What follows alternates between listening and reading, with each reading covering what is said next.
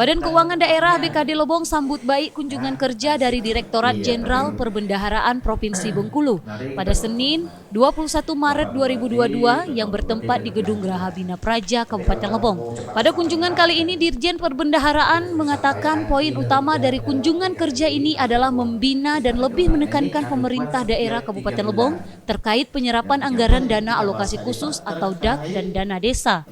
BKD Lebong mengundang OPD terkait yang di tahun ini memiliki anggaran dana fisik, lalu mempertanyakan apa kendala terkait belumnya terjadi penyerapan dan termasuk juga dana desa. Tadi kita menerima kunjungan dari Kanwil Dirjen Perbendaharaan Rombongan. Ada poin pada intinya poinnya itu yaitu terkait dengan pembinaan, proses monitoring, dan mengajak agar Pemda ini lebih menekankan kepada percepatan penyerapan alokasi khusus dana desa.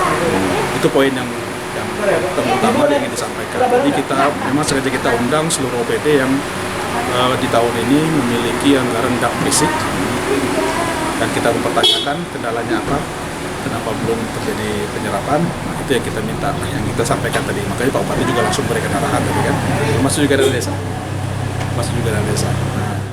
Di lain sisi, KPPN Pratama juga menyampaikan adanya regulasi baru pada penetapan pajak PPN menjadi 11%. Agar tidak terjadi kekurangan anggaran terhadap kontrak yang belum berjalan, maka BKD Lebong langsung akan membuat kontrak pengenaan pajak sebesar 11% agar tidak terjadi denda atau kontrak yang melampaui pagu. Dan juga tadi dari KPP Pratama menyampaikan regulasi baru berdasarkan Undang-Undang Nomor 7 itu ada penetapan pajak PPN 11%.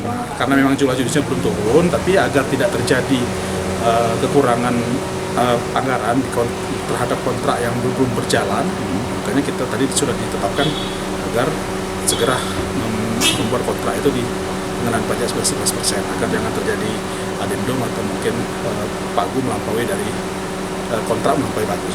Rega Saputra, Lebong TV melaporkan.